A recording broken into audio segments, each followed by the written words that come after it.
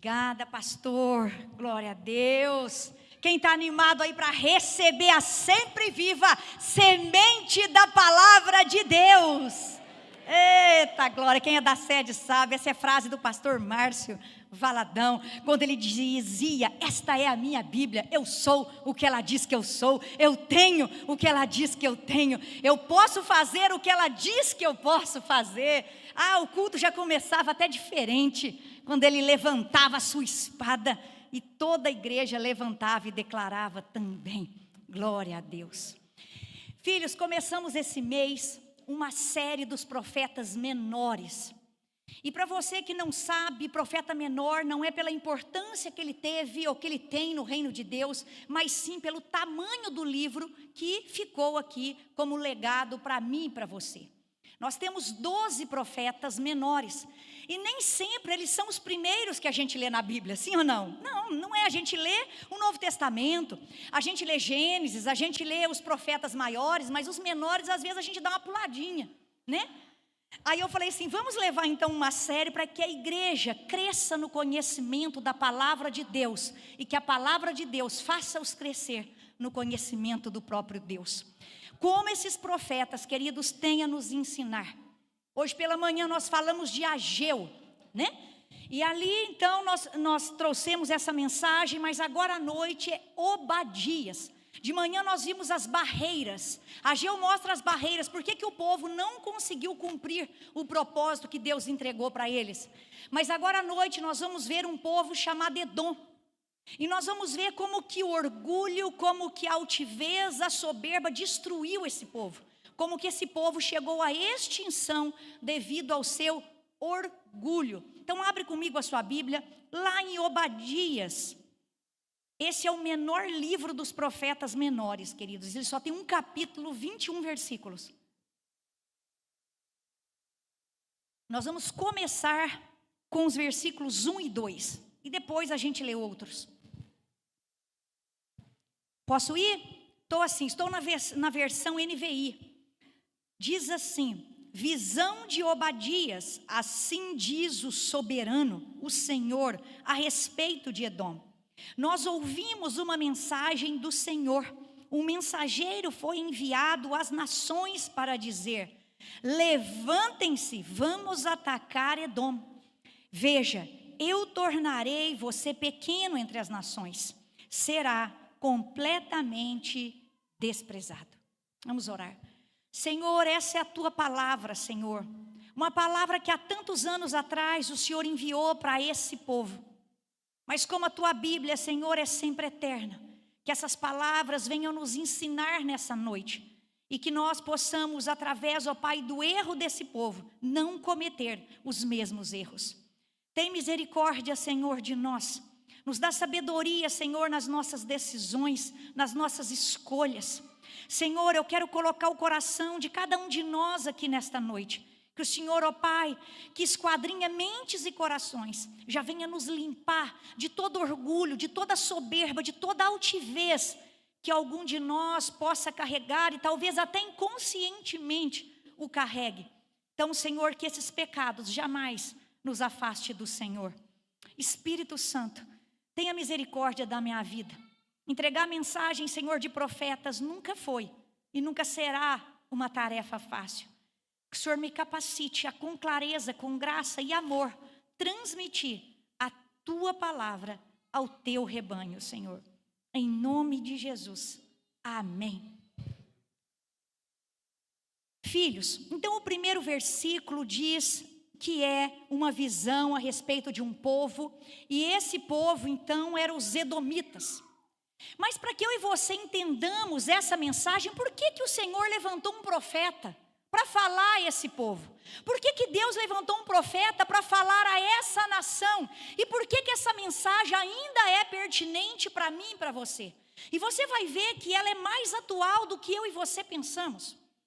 Queridos, há muitos anos atrás, ainda no ventre de uma mulher, e essa mulher chamava-se como? Rebeca. No ventre dela nasciam duas nações. Havia ali Esaú e Jacó. E ainda no ventre dessa mulher, aqueles dois irmãos tiveram as suas indiferenças. Diz a palavra que o mais novo grudou no calcanhar do mais velho. E aí, queridos, esses dois nasce Esaú, nasce Jacó. E aí, pela falta de sabedoria dos pais, no criar esses filhos, essas diferenças vão se acentuando no decorrer da história. E aí, queridos, no decorrer da história, você conhece a história deles, você sabe que Deus prometeu o trono para o mais novo vai servir o mais velho. Mas aí os pais, com a falta de sabedoria, ali quiseram dar um jeitinho nos planos de Deus, e esse jeitinho não foi lá tão bom assim. Então aqueles descendentes que vieram de Esaú são quem? Os edomitas. E os descendentes então de Jacó são quem? Os israelitas. Então quando você vê na sua Bíblia Judá, você está falando de Jacó. Quando você vê ali Edom, você está falando dos edomitas. E toda a história bíblica você vai ver que essa hostilidade que começou no ventre, perdurou por quase 2000 anos de história. Rivalidades entre o povo de Edom e o povo de Judá. Queridos, nós não estamos falando de pessoas estranhas. Nós estamos falando de irmãos gêmeos. Nós estamos falando de pessoas que saíram do mesmo ventre, que tinham o mesmo ancestral, eram netos de Abraão. E a pergunta talvez que você se faça sentado aí nessa noite é: onde esse povo errou para que Deus tivesse que levantar um profeta e chamá-los ao conserto? E o que eu e você hoje, como filhos de Deus, podemos aprender com os erros deles, para não cairmos na mesma armadilha? Então, primeira coisa, queridos, que nós vemos aqui, quais foram os erros que eles cometeram e que eu e você não podemos cometer? O primeiro erro que eles cometeram, queridos, foi o ódio no lugar do amor. Olha comigo agora os versos 10 até o 14. O mesmo capítulo, que só tem um, do 10 ao 14, diz assim: por causa da violenta matança que você fez contra o seu irmão Jacó, você será coberto de vergonha e eliminado para sempre. No dia em que você ficou perto, quando os estrangeiros roubaram os bens dele, e estranhos entraram por suas portas e lançaram sorte sobre Jerusalém, você fez exatamente como eles. Você não devia ter olhado com satisfação o dia da desgraça do seu irmão, nem ter se alegrado com a destruição do povo de Judá. Não devia ter falado com arrogância no dia da sua aflição. Não devia ter entrado pelas portas do meu povo no dia da sua calamidade, e nem devia ter ficado alegre com o sofrimento dele no dia da sua ruína, nem ter roubado a riqueza dele no dia da desgraça. Não devia ter esperado nas encruzilhadas para matar os que conseguiram escapar, nem ter entregado os sobreviventes no dia da aflição. Queridos, que tristeza. Como eu falei para você, nós não estamos falando de dois desconhecidos. Nós não estamos falando de dois inimigos, nós estamos falando de dois irmãos. Mas que as suas hostilidades os levaram a viver como inimigos. Queridos, nós olhamos para eles e vemos que essas desavenças, elas não ficaram apenas na geração deles. Essas desavenças não ficaram apenas entre Esaú e Jacó. Essas desavenças que chegaram até no ano 70 depois de Cristo, elas passaram de geração em geração. Filhos, a primeira coisa que eu quero chamar a atenção é do pai e da mãe. Queridos, nós precisamos orar e pedir sabedoria ao Senhor na criação dos nossos filhos. Porque essa história remonta lá atrás, quando nós vemos e lemos as escrituras, Jacó ali, ele era o preferidinho de quem? De Rebeca, era o preferidinho da mamãe. Mas Esaú era o preferidinho do papai, de Isaac. E ali, queridos, eles cresceram, um sendo o preferido de cada um, e essas hostilidades foram crescendo. Queridos, eu tenho um exemplo desse na minha família. Na minha família são 5 irmãos. 3 nasceram juntinhos, assim, um seguido do outro. Depois de 15 anos eu vim. Mas a irmã mais velha, ela até hoje sofre com uma rejeição. E sempre que tem festa, e meus irmãos ainda não são de Jesus, mas serão, porque eu tenho promessa do Senhor, que eles serão do Senhor.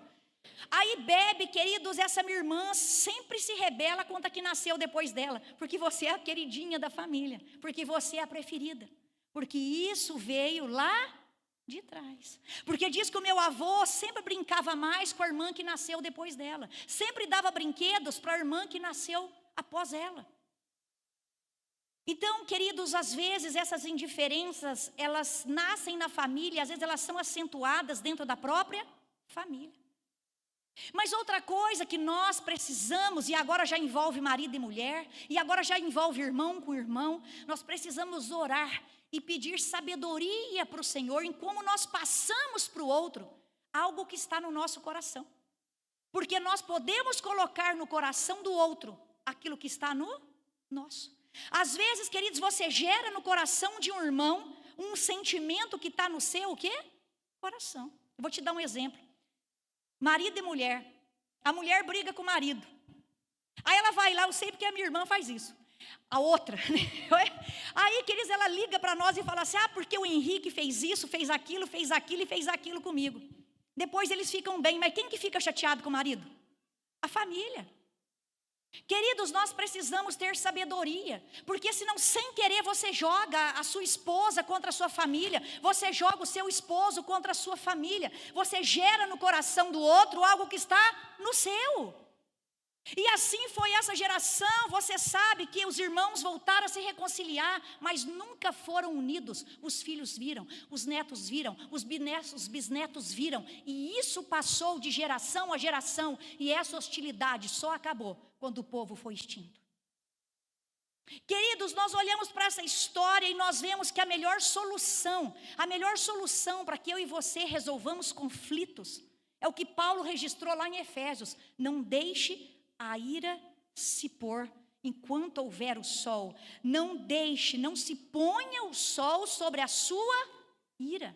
Resolva logo esses conflitos. Não fica arrastando isso para sempre. Foram 2000 anos de guerra, 2000 anos de luta, 2000 anos de ódio, 2000 anos de hostilidade. Queridos, começou com 2 irmãos. E terminou com rivalidade entre 2 nações. Era uma coisa pequena e se tornou algo grande, porque nós não resolvemos antes do sol se pôr.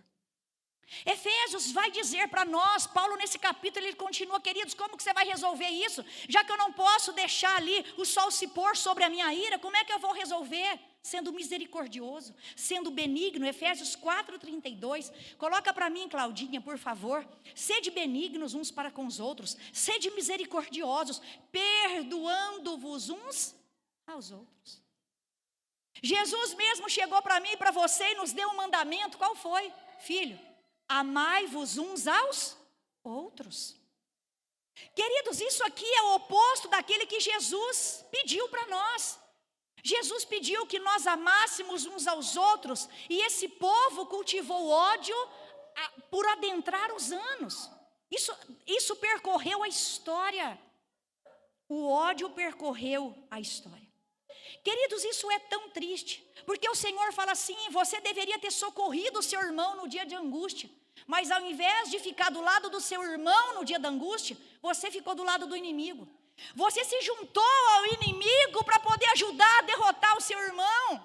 Na hora que o seu irmão estava em ruína, ao invés de você se aproximar e levantar, você riu da cara dele, você celebrou a desgraça dele, você tripudiou na ruína do seu irmão. Queridos, quando então Edom faz isso, isso foi abominação para Deus. Tá, você não quer amar o seu irmão, você não quer caminhar com ele, mas ajudar o próprio inimigo dele contra ele, isso foi abominação. E nesse dia Deus deu a sentença: porque você fez isso com seu irmão, hoje sou eu que vou com um sopro te dissipar dessa terra. Hoje todas as nações virão contra você. Queridos, é como se você ficasse feliz porque o seu irmão está caindo numa cova, mas a sua alegria pela desgraça do seu irmão cavou a sua própria cova. Queridos, essa mensagem é muito forte. Nós precisamos entender que Deus quer que nós amemos os nossos irmãos. Sabe, filhos, às vezes as nossas diferenças com alguém, elas são tão gritantes, elas são tão gritantes que ao invés de nós obedecermos a palavra de Deus, ore pelos seus inimigos, nós torcemos para que ele caia, nós torcemos para que o dia da derrota dele venha, nós torcemos para a ruína dele. Você se alegra e celebra a derrota do seu irmão. Edom celebrou a derrota do irmão. Queridos, nós vemos isso em tantas passagens bíblicas. Quem fez isso? Um homem de Deus chamado Jonas fez isso. Ele, queridos, foi enviado ali para levar uma mensagem para Nínive, outro profeta menor. E ali, queridos, quando o povo se converte, ele fica o quê? Chateado com Deus. Por que o povo converteu? Por que o povo se desviou dos seus maus caminhos? Eu estava aqui torcendo para ele ser condenado. Eu estava aqui torcendo para ele ir para o inferno. Mas o Senhor converteu esse povo se arrependeu. Eu sabia que o Senhor era Deus misericordioso. E aí, queridos, Deus chama a atenção de Jonatas. Fala, ô Jonas, como assim? Como assim você não tem compaixão desse tanto de ninivitas que não sabe distinguir entre a mão direita e a mão esquerda? Você olha o outro, olha a parábola do filho pródigo.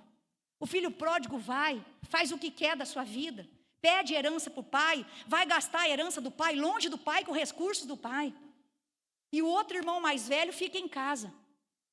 E quando esse irmão mais novo saiu, gastou tudo que tinha e volta para casa, o irmão mais velho fica feliz? Meu pai foi aceitar ele de volta, tinha que ter colocado, mandado ele correr, tinha que ter deixado ele lá no chiqueiro. Ele nem na casa ele entra para celebrar com o irmão. Ele fica aborrecido porque o pai recebeu o irmão de volta. Nós devemos chorar com os que choram e nos alegrar com os que se alegram. Edom celebrou a ruína do irmão. E Deus, então, trouxe o castigo sobre ele. Se você está celebrando a ruína do irmão, nós vamos celebrar a sua. Queridos, é tão forte essa missão, nós precisamos entender que eu e você precisamos orar pelos nossos inimigos e amarmos uns aos outros. O ódio de Edom foi uma armadilha para eles mesmos.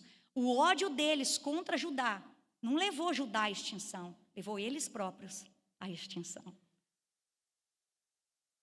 Ponto 2. Então esse foi o primeiro erro deles. Eles odiaram no lugar de amar. O segundo erro que esse povo cometeu e os levou à extinção, eles confiaram em si e não em Deus. Lê comigo o versículo de 3 a 5. Diz assim os versículos de 3 a 5. A arrogância do seu coração o tem enganado. Você que vive nas cavidades das rochas e constrói sua morada nos altos montes, você que diz a si mesmo, quem pode me derrubar? Ainda que você suba tão alto como a águia e faça o seu ninho entre as estrelas, dali eu o derrubarei, declara o Senhor. Queridos, você já ouviu falar daquela cidade na Jordânia chamada Petra? Ele é um dos pontos turísticos mais famosos da Jordânia. Ali aquela cidade hoje ela está fechada e as pessoas entram para visitá-la, custa $100 o ingresso. Aquela cidade ali era a cidade de Edom, que na época chamava Sela, né? Ou Selá, como alguns gostam de dizer. O fato, queridos, é que aquela cidade ela era esculpida na pedra. Ela estava num lugar tão alto que o seu acesso era difícil, os seus portões só passavam de 2 em 2 soldados. Então essa cidade, ela olhava para si mesma e ela se vangloriava da sua posição estratégica. Ela se vangloriava da sua posição geográfica. E como se não bastasse isso, todas as caravanas de norte a sul, todas as caravanas passavam pelos portais da cidade de Petra. Era a rota mais importante. Toda a riqueza do mundo circulava pelas portas de Petra. Então ela se gabava, ela se vangloriava na sua segurança, nos seus recursos e dizia, nada vai nos atingir, nós temos dinheiro, nós temos recursos, nós somos invencíveis, ninguém chega até nós, nós somos inabaláveis. Você conhece a história de Jericó e você sabe também que o povo de Jericó achava que ninguém derrubava aqueles muros. Na 7ª volta tudo caiu, que nem jornal. Queridos, Deus vira para eles e fala assim, vocês são invencíveis, nada atravessa vocês. queridos, de Deus não se esconde. É isso que ele está falando aqui. Vocês podem voar como uma águia, construir seu ninho lá nas estrelas, mas eu vou até lá na estrela e eu derrubo vocês. Queridos, Paulo fala algo tão forte para nós em Gálatas: de Deus não se zomba. Aquilo que o homem semear, isso também ele colherá. E eles estavam aqui semeando, queridos, ódio. Eles estavam semeando orgulho, soberba, hostilidade. E Deus não se agrada dessas coisas. Queridos, enquanto eles se vangloriavam ali na sua posição geográfica, enquanto eles se vangloriavam nos seus recursos, enquanto eles se vangloriavam na sua própria proteção, eu e você lemos a Bíblia e sabemos que nós, queridos, o que guarda a cidade é o guarda de Israel. Ele é, queridos, se Deus não guardar a cidade, em vão vigiam as sentinelas.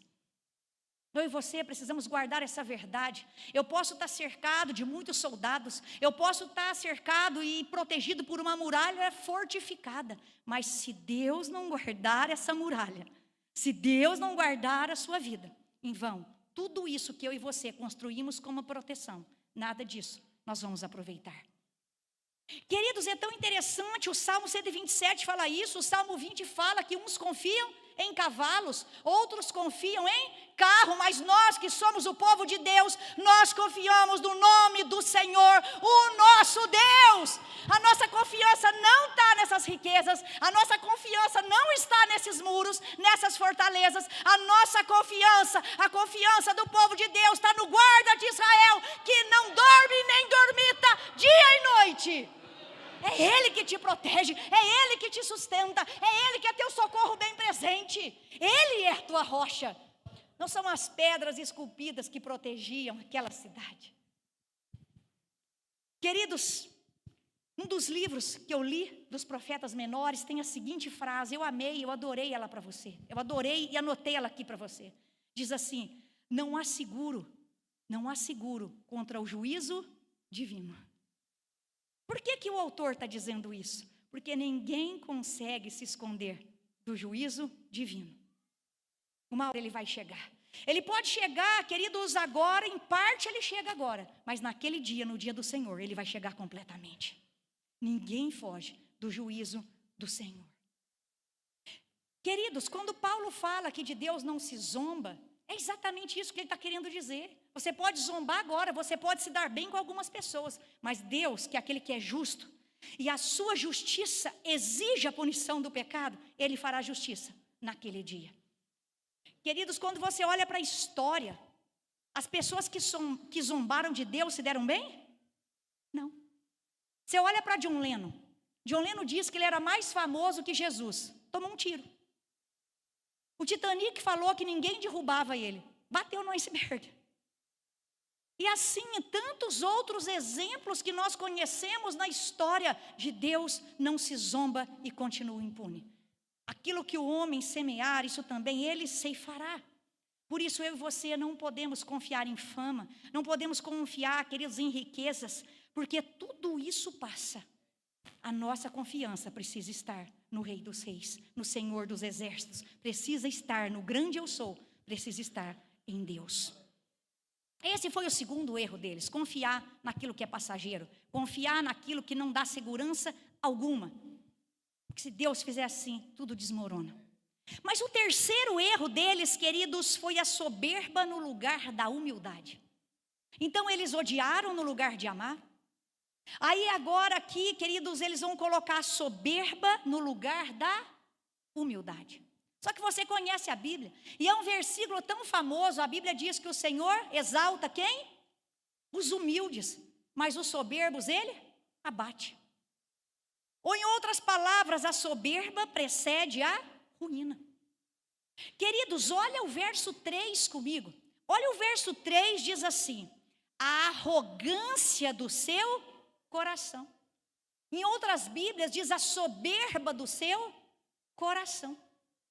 Queridos, nós precisamos guardar o coração, nós precisamos vigiar, porque daqui, desse coração, desse órgãozinho, pode sair coisa ruim se eu e você não cuidarmos dele, se eu e você não alimentarmos ele com o alimento certo. Se eu e você, queridos, não lavarmos todos os dias, a palavra nos lava, a palavra nos liberta. Nós precisamos lavar o nosso coração, porque todo dia pensamentos ruins tentam, queridos, nos desviar daquilo que é certo, sim ou não? Então eu e você precisamos guardar o nosso coração. Queridos, olha para o exemplo do pai deles. Olha a soberba de Isaac, olha a arrogância de Isaac. Se Deus trouxe uma promessa para Isaac e para Rebeca, falando que o mais novo serviria o mais velho, onde que ele se achou no direito de ser Deus e abençoar o mais velho? Ele chama o mais velho: eu vou abençoar você, Isaú, vai lá, pega a caça e traz aqui porque eu vou te abençoar. Ele está no lugar de Deus? Mas a soberba nos cega. E o que queridos, Isaú, que no início do ministério matou todos os feiticeiros, derrubou todos os altares idólatras, mas quando o Espírito de Deus sai dele, ele é o primeiro a ir numa feiticeira. E aí a feiticeira fica com medo dele, Isaú já bobo, já estava sem o Espírito Santo. A feiticeira fala para ele assim: você vai me matar. Ele falou assim: não, eu não vou te matar, fique tranquila que eu não vou te matar. Quem é Isaú para poder passar por cima de um decreto de Deus? Queridos, presta atenção nesses exemplos e você vai ver que o orgulho nos cega. O orgulho é falta de sabedoria. O orgulho tirou Adão e Eva do jardim, porque eles acharam que poderiam ser como Deus. O orgulho, queridos, fez um anjo de luz cair e se tornar Satanás. O meu orgulho me tirou do jardim, diz a canção. O orgulho, queridos, é falta de sabedoria, porque a humanidade não é nada à parte de Deus. Nós não somos nada à parte de Deus. Por isso, queridos, guarda o teu coração. Guarda o teu coração e não pensa de você além daquilo que é devido. Paulo fala isso lá em Romanos: ninguém pense de você além do que convém. Nós, queridos, precisamos guardar o nosso coração se não quisermos que a soberba venha, que o orgulho venha, que a altivez venha. Precisamos nos lavar diariamente perante o Senhor. E às vezes a gente acha que orgulho é só aquela pessoa do nariz empinado, sim ou não? Você já leu a definição de orgulho? Quando você se alegra com a ruína do outro, isso também é orgulho. Quando você torce para o outro cair, celebra a derrota dele, isso também é orgulho. Quando alguém que te feriu, você não mais estende a mão, isso também é orgulho. Nós precisamos guardar o nosso coração. No verso 8, o Senhor diz assim: eu vou abater os sábios de Edom. Eu vou abater os sábios de Edom. Queridos, a sabedoria desse mundo nada é. A sabedoria desse mundo nada é comparada à sabedoria que Deus entrega para os simples, entrega para os humildes, entrega para o seu povo. Quando você olha em Atos, Pedro era assim mestre, ele era um mestre da lei. João e Pedro, diz Atos 4, que eles eram iletrados. Mas quando eles se colocaram diante do sinédrio, aqueles fariseus, aqueles mestres da lei falaram: uau, com certeza eles estiveram com Jesus, porque eles não são homens que receberam instrução alguma. A sabedoria do mundo é loucura para Deus, e a sabedoria de Deus confunde os homens. A sabedoria, queridos, que Deus derrama sobre nós não se compara à sabedoria que eu e você podemos adquirir através da sabedoria desse mundo. Filhos, você sabe que eu fiz faculdade de Direito, e ali, desde o começo, o que eu mais gostava era a matéria de filosofia. Então eu me propus a ser monitora de filosofia dali da faculdade. Então eu mudava de ano e continuava sendo a monitora. Eu mudava de ano e continuava sendo a monitora. Então eu li aqueles filósofos todos.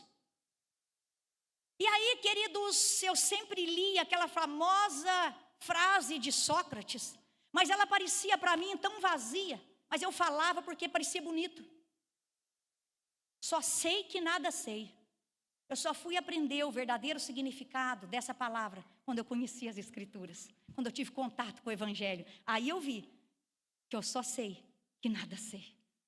Eu não sabia nada, porque nada se compara à sabedoria que nós encontramos nas palavras de Deus. Só Ele tem essas palavras de sabedoria, só Ele tem as palavras de vida eterna. Nada se compara, queridos, ao nosso livro. Hoje lançam tantos livros, mas quando você vai olhar a base, já estava tudo aqui. livros de autoajuda, livros de alimentação, de nutrição, livros de liderança. Olha para a sua Bíblia, que já estava ali há muitos anos atrás. Queridos, nós precisamos entender que a sabedoria do mundo é loucura para Deus. Então busque a sabedoria que vem do alto. Deixe esse orgulho de fora. Deixe essa altivez de fora. Porque o homem nada é a parte do Senhor. Seja humilde, igreja, e não deixe o orgulho te dominar. Edom cometeu esses 3 erros. Eles odiaram ao invés de amar. Eles foram soberbos no lugar de serem humildes. E eles, queridos, infelizmente foram à extinção. Eles confiaram em si mesmos e não no Senhor. Eu vou pedir para o grupo de louvor subir.